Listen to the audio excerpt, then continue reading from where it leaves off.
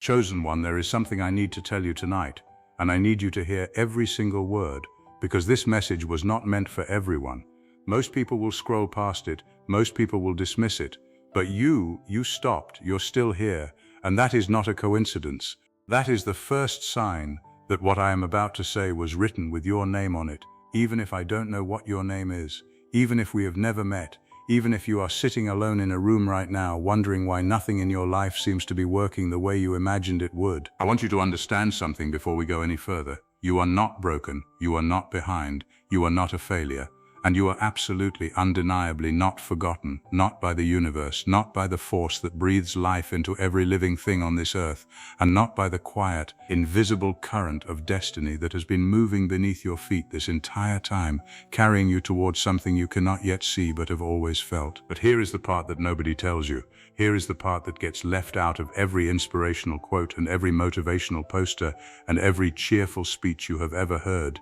Being the chosen one is not a celebration, it is a burden. It is a weight that gets placed on your shoulders before you even understand what shoulders are for. It is a calling that arrives not with fanfare and applause, but with silence and confusion and a deep aching feeling that you are fundamentally different from everyone around you, and you don't know if that difference is a gift or a curse. You have felt that, haven't you? You have stood in rooms full of people and felt entirely alone. You have laughed at the right moments and said the right things and played your role in 100 different scenes, and yet some part of you has always been watching from a distance, wondering when the real story begins, wondering when life is going to stop feeling like a rehearsal and start feeling like the actual performance you were born to give. That feeling is not a glitch. That feeling is a compass. Let me tell you what I have learned about the people who go on to do something extraordinary with their lives, the people who look back from the top of a mountain they climb through sheer persistence and grace and say, I made it, I actually made it. What I have learned is that almost every single one of them had a night like this, a night when everything felt wrong, a night when the dream felt too far away and the circumstances felt too heavy and the voice of doubt was louder than every other voice in the room. A night when they sat exactly where you are sitting right now, asking themselves the question that has no comfortable answer: what if I never figure this out? And here is what I want to say to you about that question. The fact that you are asking it means you still care. The fact that you are asking it means the flame has not gone out. You do not ask that question if you have given up. You only ask that question if you are still fighting, if some part of you is still reaching toward something, still pulling toward the life that you can feel in your bones is possible, even when nothing on the outside reflects it back to you. That is not weakness. That is the specific kind of courage that nobody celebrates, because it is quiet and invisible and it does not look heroic from the outside. It just looks like a person sitting in the dark, still believing. And that, I want you to know, is one of the most powerful things a human being can do. Now, I want to talk to you about timing, because I think this is where so many people lose faith. I think this is where the chosen ones, the real ones, the ones who were genuinely meant for something rare, this is where they almost give up, right before the turn, right before the shift, right at the exact moment when everything they have been building is about to come together. We live in a world that has taught us to expect immediate results. We have been trained by 1,000 different screens and feeds and notifications to believe that if something has not happened yet, it is not going to happen. We have been conditioned to equate speed with significance, to believe that slow means wrong, that quiet means failure, that the absence of visible progress means nothing is moving. But I need you to hear this very clearly. Growth is almost always invisible before it is undeniable. Think about a seed buried in the ground. For weeks, sometimes months, nothing appears above the surface. If you did not know better, you would assume nothing was happening. You would assume the seed had failed. But beneath the soil, something extraordinary is taking place. Roots are forming. Foundations are being laid that will one day support a structure far larger and stronger than anything visible from the outside.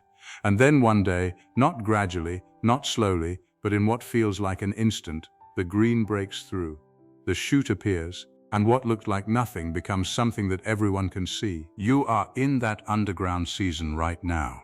I know it does not feel like growth. I know it feels like waiting. I know it feels like being stuck, like standing in a hallway with every door closed, wondering if you somehow missed your turn.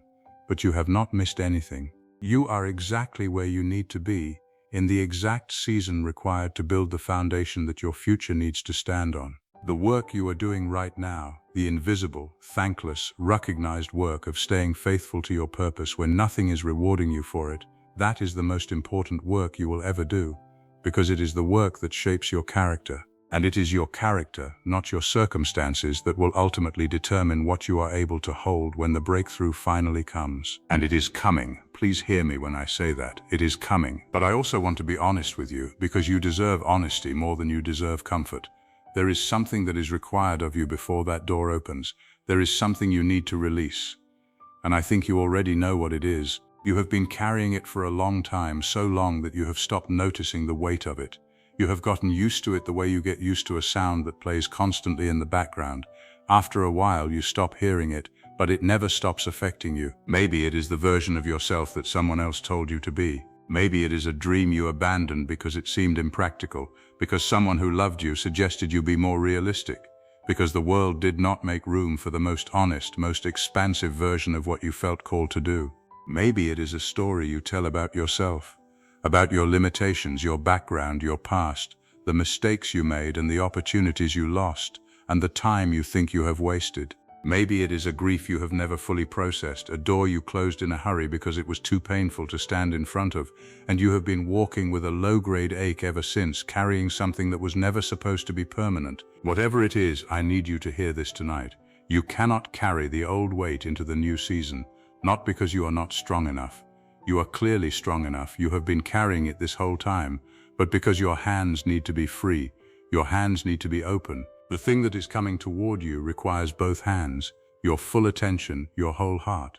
And you cannot receive it if you are still gripping something that was only ever meant to be temporary. This is the message before it is too late. Not too late in the way that sounds like a threat, not too late in the way of a countdown or a deadline imposed from outside, too late in the sense that seasons end, too late in the sense that the person you are becoming is arriving, and the person you have been living as for too long is going to have to step aside to make room.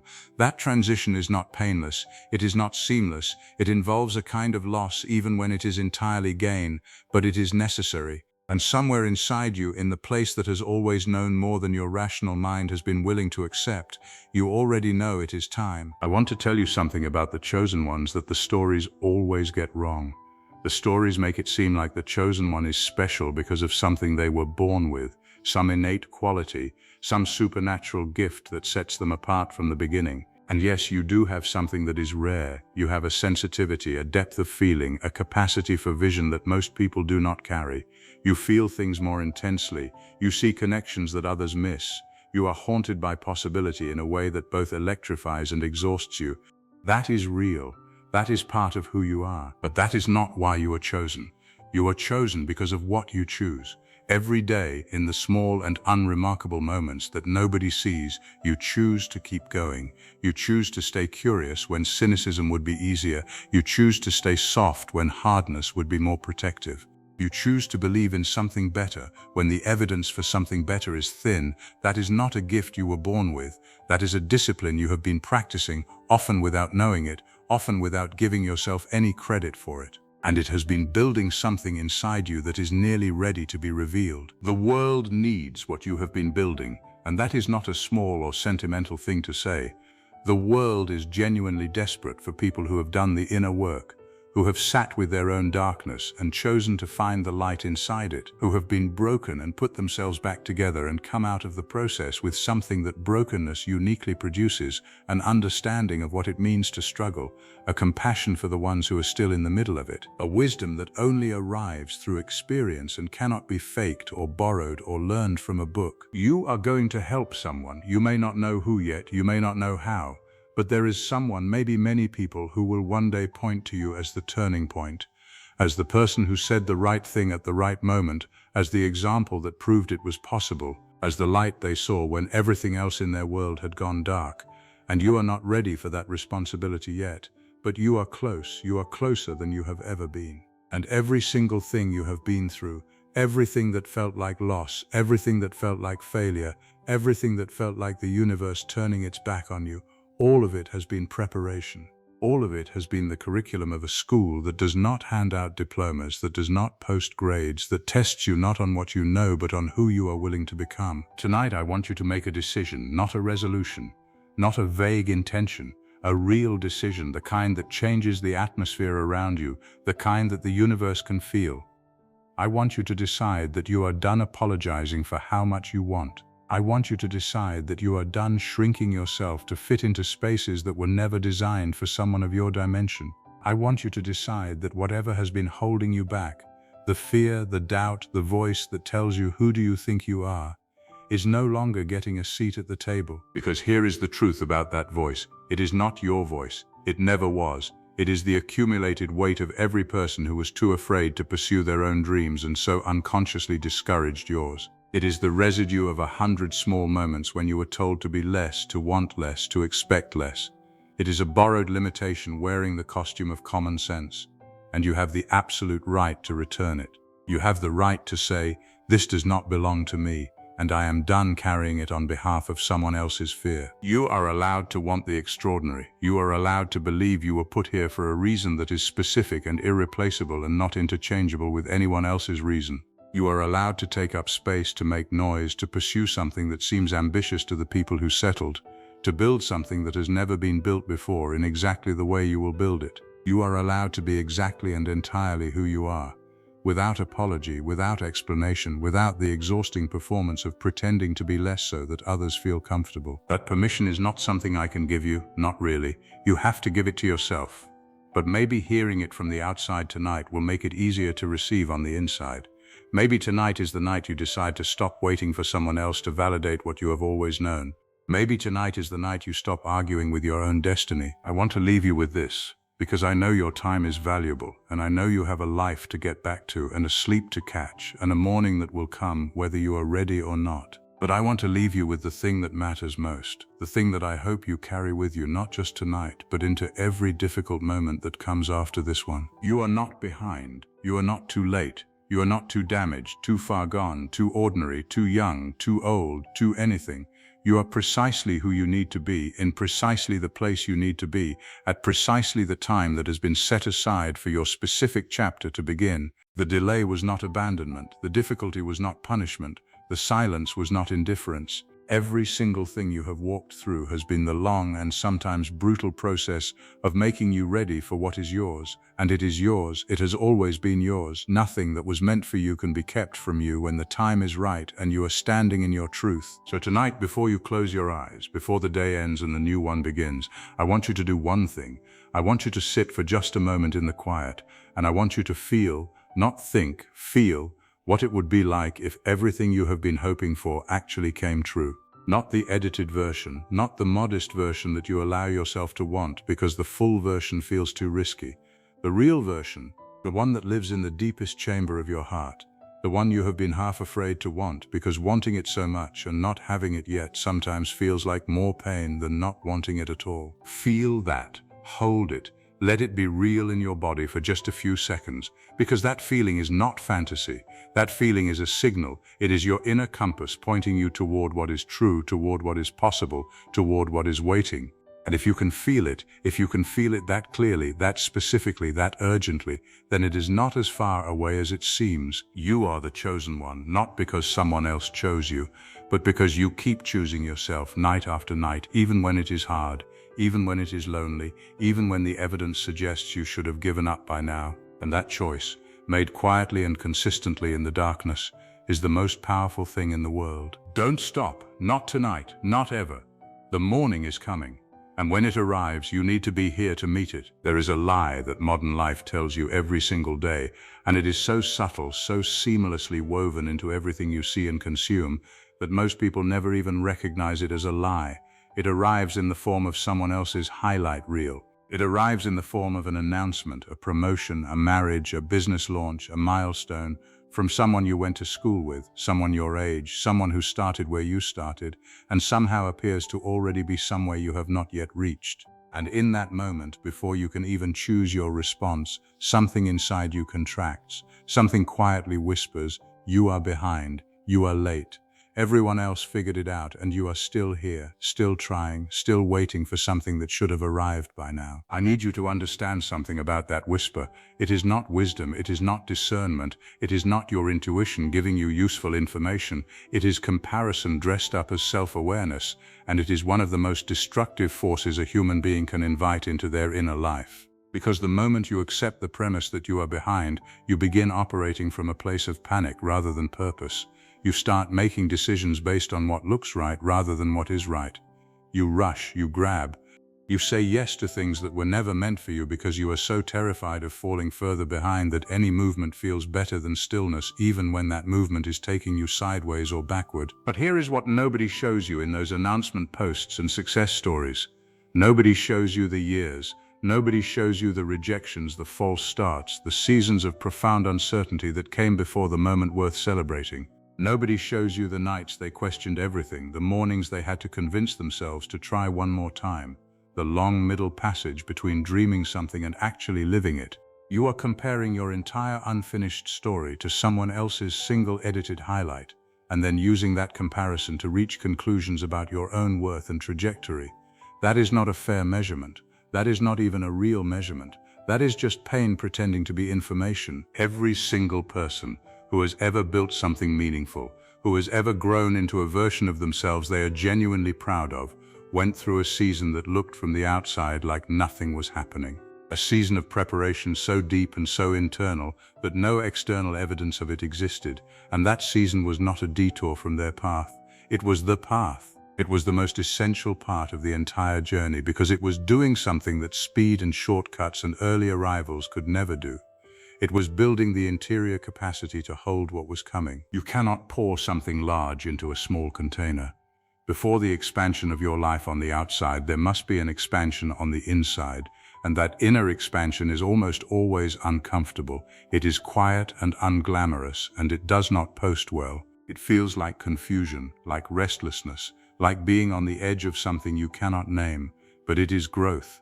It is the specific and necessary growth that happens only in the waiting, only in the not yet, only in the season of preparation that precedes every genuine breakthrough. So no, you are not behind, you are being made ready, and ready when it finally arrives will be worth every single moment of the wait. There comes a moment in every person's life, not announced, not dramatic, not marked by anything visible from the outside, when they are standing at the edge of something new and they cannot understand why they cannot seem to cross into it. Everything looks right, the intention is there, the desire is genuine, the dream is clear, and yet something holds, something resists.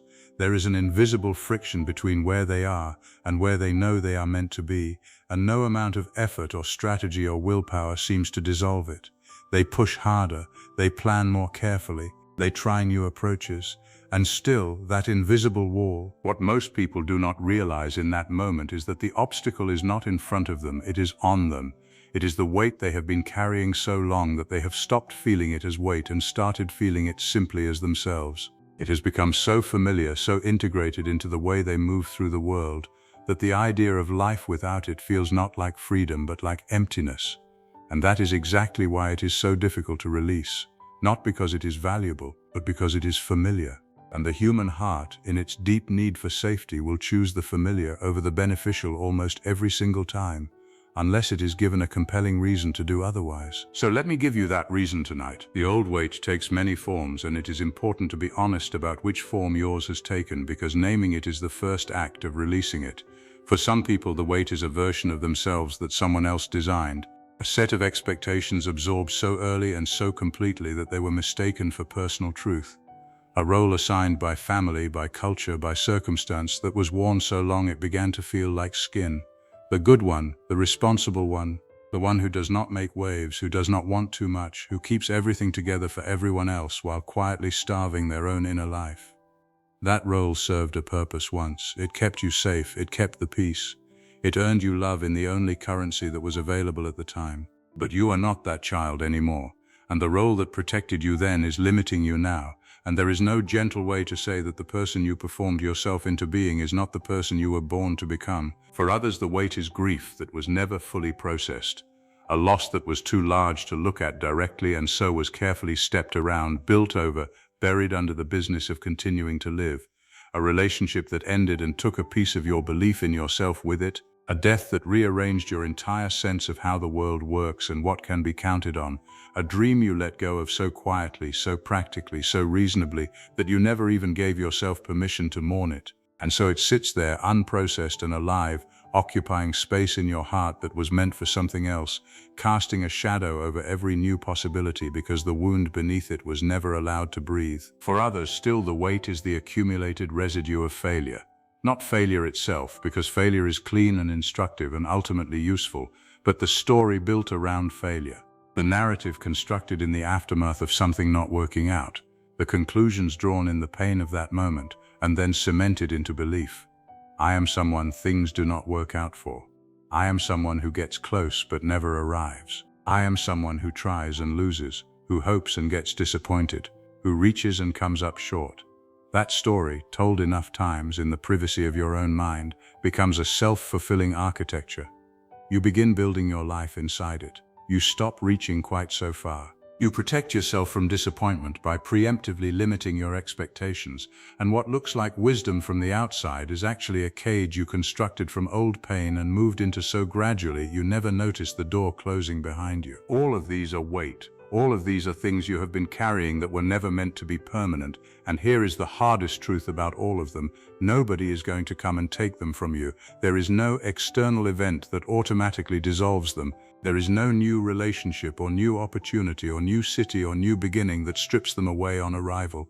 You have to choose to put them down, consciously, deliberately, sometimes repeatedly, because the putting down of deep weight is rarely a single dramatic moment. It is more often a daily practice of catching yourself, picking it back up out of habit and gently, firmly setting it down again. But why now, you might ask?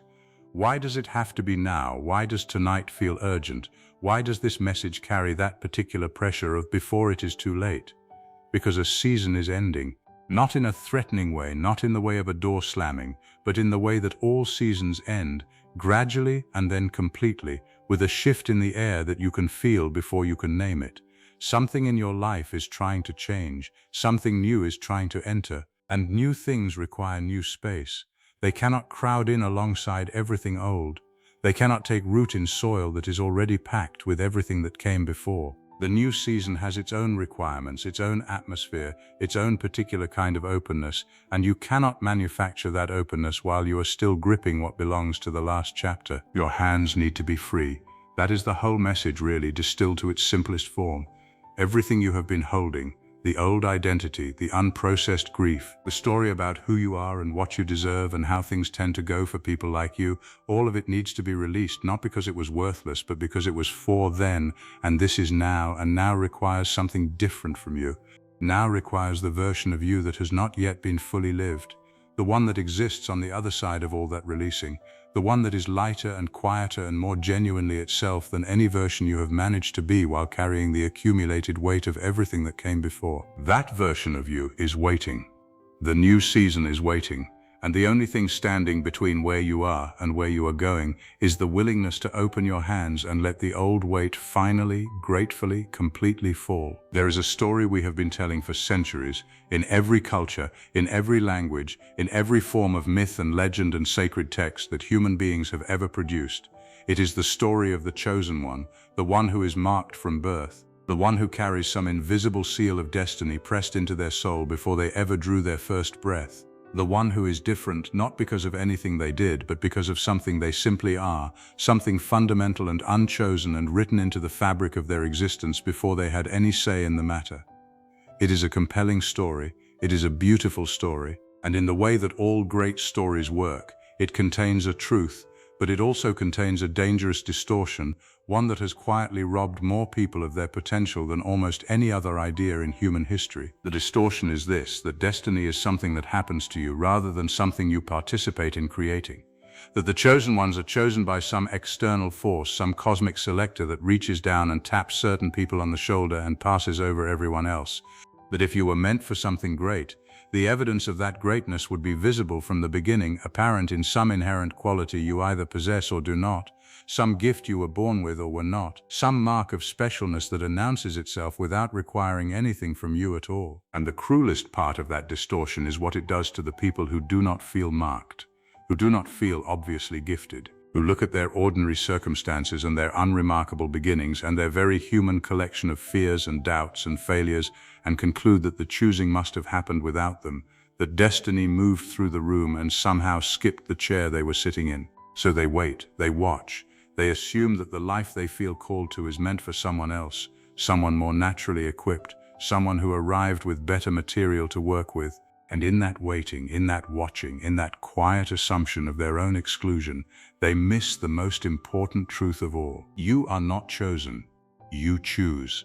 And the difference between those two statements is the difference between a life lived in waiting and a life lived in motion. Think about every person you have ever admired, not the curated public image, not the success story told in retrospect, but the actual human being behind the achievement. Think about what their journey actually looked like in the middle, in the unglamorous ordinary days that made up the vast majority of their story. What you will find every single time, without exception, is not someone who was handed anything. What you will find is someone who chose. Someone who chose to get up when staying down would have been entirely justified.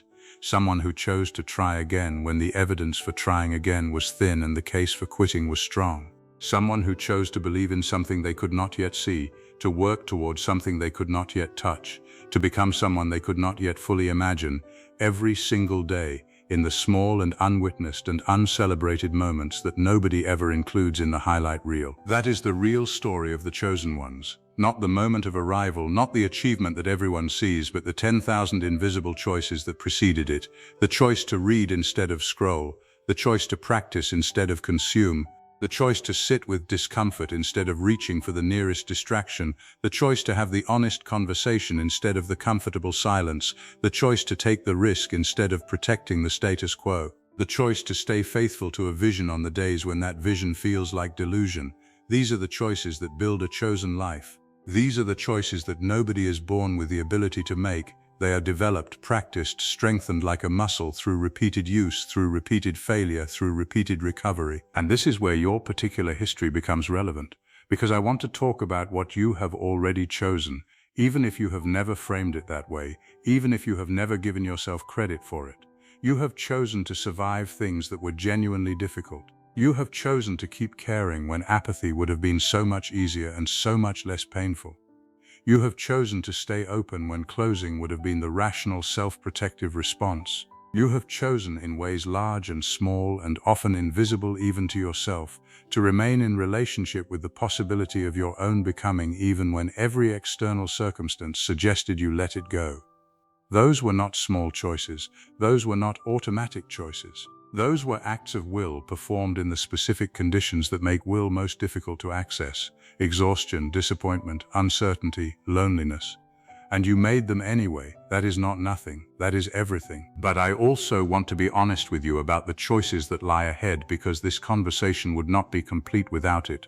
There are choices you have been avoiding. You know which ones they are. There is a choice you have been circling for weeks or months or possibly years, approaching it and retreating, telling yourself you will make it when the timing is better, when you feel more ready, when the circumstances are more favorable, and the timing never gets better, and the readiness never arrives on its own, and the circumstances remain stubbornly imperfect, because circumstances are always imperfect, because perfect conditions are a myth invented by the part of us that is afraid to move and needs a respectable reason to stay still. The choice is available to you right now, in exactly the conditions you are currently in, with exactly the resources you currently have, with exactly the level of certainty you currently possess, which is to say incomplete certainty, which is to say the only kind of certainty that ever actually exists when the choice that matters is in front of you.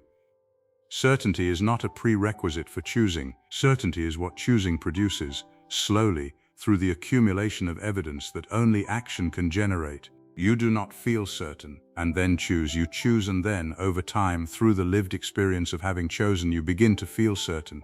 That sequence is not reversible. It only runs in one direction. There is also something specific I want to say about the voice that tells you your choices do not matter because you did not start with the right advantages. The voice that points to what you were not given, The education, the connections, the background, the early encouragement, the financial security, the model of what was possible, and uses the absence of those things as evidence that the game was rigged before it began and therefore your choices are ultimately irrelevant.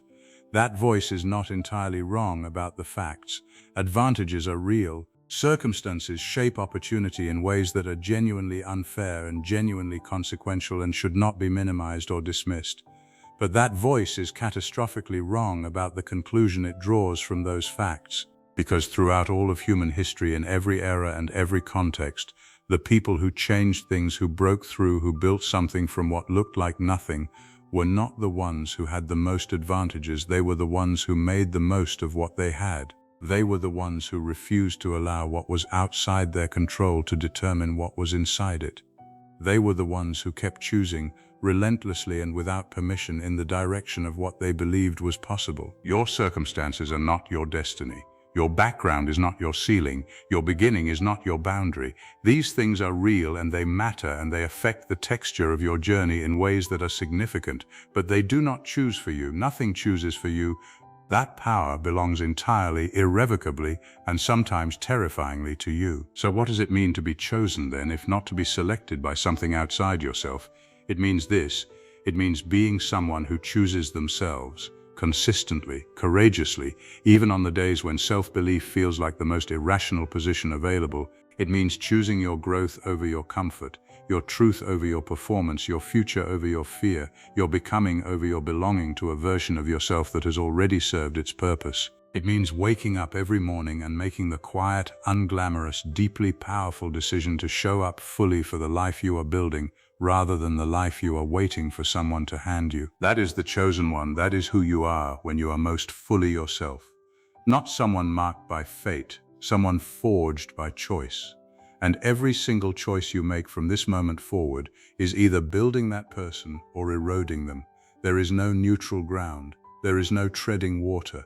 Every day you are either becoming more of who you are meant to be or less. And the beautiful and terrible and ultimately liberating truth is that which direction you move is entirely, always, only up to you. So choose. Choose now. Choose again tomorrow. And keep choosing in the dark and in the doubt and in the days when choosing feels like shouting into silence, until the life you have been choosing finally becomes the life you are visibly living. Because it will. It absolutely will. But only if you keep choosing it.